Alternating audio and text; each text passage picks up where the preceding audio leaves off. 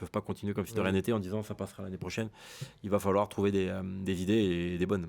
Les Rochers loupent le coche, clairement, ne sont pas dans le top 6. On voyait nous-mêmes comme de possibles épouvantails et je pense qu'ils l'auraient été, mais je pense qu'ils sont arrivés un peu cuits. Voilà. En fait, là, on avait oublié un peu cette donnée dans le jeu, c'est que les Rochelais usés physiquement, je pense aussi une usure mentale. Rodan Nogara a parlé de fin de cycle.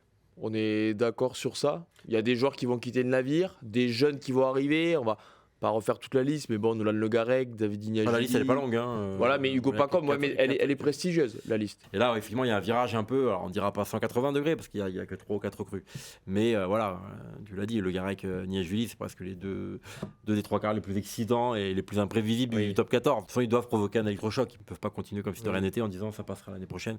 Il va falloir trouver des idées et des bonnes. Mogara te dit lui-même en conférence de presse que c'est la fin d'un cycle, c'est que c'est forcément l'ouverture d'un autre, et du coup, je pense que ces joueurs-là vont l'incarner parfaitement. Le Garec, Ignashvili, Pacom aussi, évidemment.